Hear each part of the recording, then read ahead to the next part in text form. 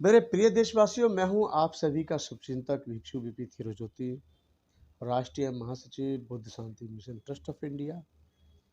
आज बहुत दिनों बाद मेरा मन कर रहा था कि आप सभी उपासक गणों को, देशवासियों को अपने विचारों के माध्यम से कोई संदेश दूं।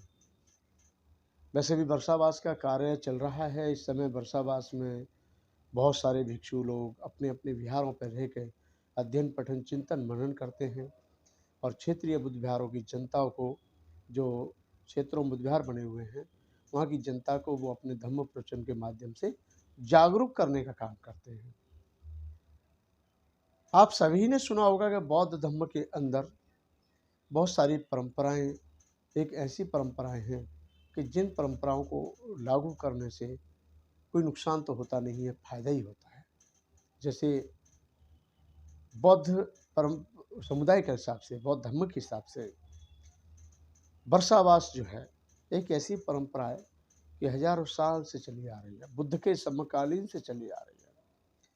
और वर्षावास में भिक्षु को रहने का मौका मिलता है, अपने आप को जानने का मौका मिलता है, समझने को मौका मिलता है और ज़्यादा नहीं तो विपश्यना करके अपने आप को समझने का मौका मिलता है। हमारे देश के उपासक लोग चाहते हैं कि भिक्षु बहुत सारा काम करें। तो याद रहे कि पहली बात तो मैं वर्षावास पे बोल रहा हूँ, तो वर्षावास के बारे में ही बता दूँ। वर्षावास एक ऐसा है कि माता विशाखा का बहुत बड़ा योगदान है वर्षावास को शुरू कराने में। आप सभी जानते हैं वर्षावास के पीछे एक कारण था कि माता विशाखा ने भिक्षुओं को, भिक्षु संघ को बुद्ध सहित भोजन पे आमंत्रित किया था। जब से ये वर्षावास की परंपरा शुरू हो गई, पूरे देश में भिक्षुओं के ऊपर या उपासक लोग एक दूसरे के ऊपर कुछ बोलते हैं। तो मैं आपकी जानकारी के लिए बता दूं कि अच्छा भिक्षु बनने के लिए अच्छा उपासक होना बहुत अनिवार्य है, बहुत जरूरी है। शीलवान उपासक होगा, गुणवान उपासक होगा और एकदम धम्म के मार्ग पे चलने वाला उपासक होगा तो अच्छा श्रामेर मिलेगा, अच्छा नागारिक मिलेगा और अच्छा आपको भिक्षु मिलेगा। लामाओं ने अपनी परंपरा को जीवित रखने के लिए मोनेस्ट्रियों का निर्माण किया और एक एक मोनेस्ट्री में 4-4, 5-5 हजार भिक्षु रहते हैं। थाईलैंड में ऐसे ऐसे टेंपल पाए जाते हैं कि जहाँ पर कम से कम एक एक बुद्ध विहार में, एक एक बुद्ध टेंपल में 4-4, 5-5 हजार भिक्षु पाए जाते हैं। वो स्टडी करते हैं, बौद्ध धर्म के ऊपर अध्ययन करते हैं, पठन करते हैं, चिंतन करते हैं, मनन करते हैं, वो परिपक्व होकर निकलते हैं।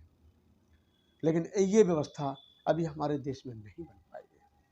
हालांकि ये काम बहुत पहले हो जाना चाहिए था, पर बहुत सारे भिक्षुओं ने, बड़े बड़ों ने अपने स्तर से प्रयास किया होगा, मैं नहीं कह सकता। आज के भिक्षु भी प्रयास कर रहे हैं, ये मुझे जानकारी है। उपासक लोग भी अपना प्रयास कर रहे हैं, ये मुझे जानकारी है।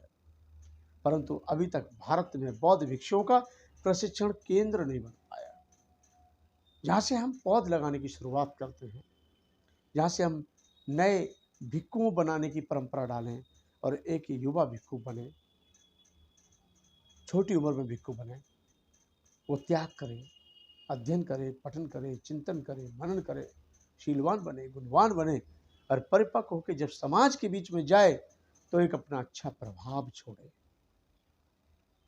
आजकल तो समय पर देखा जा रहा है पूरे देश के अंदर कुछ लोग परिवारों से दुखी वो भंते जी बन जाते हैं, कुछ लोग रिटायरमेंट होने के बाद भंते जी बन जाते हैं, कुछ लोग जिंदगी से हारे दुखी होकर के भंते जी बन जाते हैं।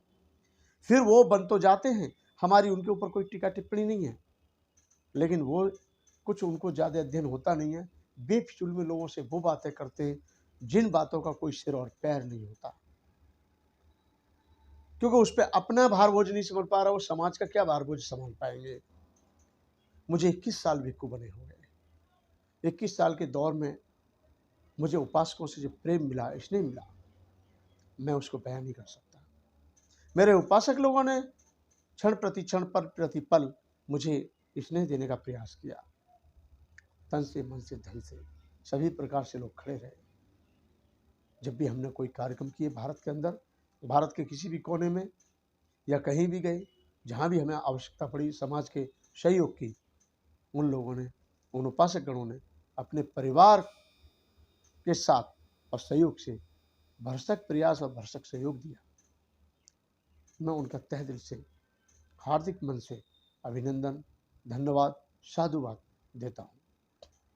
वह साधुवाद के पात्र हैं और आज भी जब भिक्षु कोई मुहिम लेके चलते हैं तो समाज उनके लिए खड़ा है। परंतु बहुत से लोगों ने दान का, उनके विश्वास का, उनकी श्रद्धा का, उनकी आस्था का दुरुपयोग किया है। इसलिए आज समाज जागरूक हो रहा है, लेकिन जागरूक होने में अच्छे भिक्षुओं को, अच्छे उपासकों को तकलीफ भी हो रही है, क्योंकि एक बार के छोड़े हुए दुष्प्रभाव से अच्छा प्रभाव जल्दी से नहीं बन जाता है। हर उपासक चाहता है भिक्षु हमारे बहुत काम करें, लेकिन जब भिक्षु के धन की आवश्यकता होती है तो वहीं पर बहुत से लोग कहते हैं कि भिक्षुओं को धन की आवश्यकता क्या है। भिक्षु को धन की आवश्यकता नहीं है। भिक्षु के लिए तो चीवरी काफ़ी है, भिक्षु के लिए तो औषधि काफ़ी है, भिक्षु के लिए भोजन दान काफ़ी है, भिक्षु के लिए तो जहाँ विहार मिल जाए वहाँ पे वो रहकर अपना समय व्यतीत करे वही काफ़ी है। लेकिन खेद का विषय है कि जब हम काम करेंगे तो दान की आवश्यकता होगी, कोई भी काम करें, क्योंकि दान समाज के कार्य के लिए ही लिया जाता है। व्यक्तिगत तौर पे तो किसी के लिए कोई ज़रूरत ज़्यादा है नहीं। मैं समझता हूँ भोजन तो आप लोग देते ही हैं, रोटी आप लोग देते हैं, वस्त्र आप लोग देते हैं, औषधि आप लोग देते हैं, जाने आने का प्रबंध आप लोग करते हैं। लेकिन जब हम कोई बड़ा कार्य करते हैं धार्मिक क्षेत्र में तो उसके लिए धम्म दान की आवश्यकता होती है। मैं इस वीडियो के माध्यम से यही कहूँगा कि हर उपासक को दान पारमिता का ज्ञात होना चाहिए और हर उपासक को अच्छे और बुरे इंसान की पहचान होनी चाहिए और हर उपासक को धम्म के प्रति समर्पण भावना रखनी चाहिए।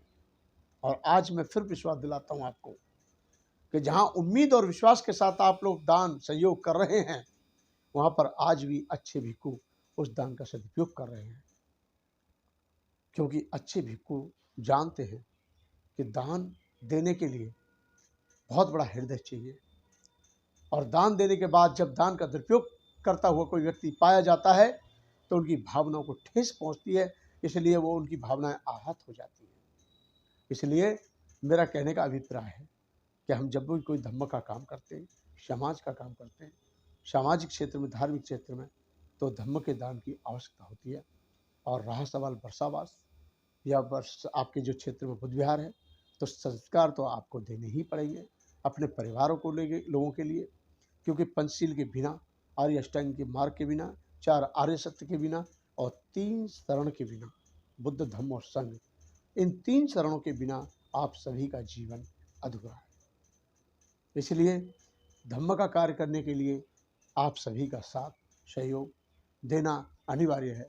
आज जैसा कि आप सभी जानते हैं कि जिस उद्देश्य के लिए मैं लगा हुआ हूँ वो मेरा अपना उद्देश्य नहीं है, वो एक भारत के बौद्धों की समस्या है और ये भारत के बौद्धों की समस्या का निदान करना भारत के सक्षम बौद्धों का परम कर्तव्य है, एक जिम्मेदारी है, महत्वपूर्ण जिम्मेदारी है। आप दूसरों से सीखिए कि वो लोग अपने लिए कभी कुछ नहीं करते, दूसरों के लिए करते हैं और दूसरे उस चीज़ का लाभ उठाते हैं और लाभ उठाते हैं तो वो लोग उन लोगों को मंगल कामना देते हैं कि जिन लोगों के सहयोग से वह काम हुआ है। इसलिए मैं यही कहूँगा कि जिस उद्देश्य में भी हम लोग लगे हैं वो जल्द पूरा हो, आप सभी लोग साथ देंगे। उम्मीद के साथ, यही उम्मीद के साथ मैं आप सभी लोगों को बहुत बहुत साधुवाद देता हूँ।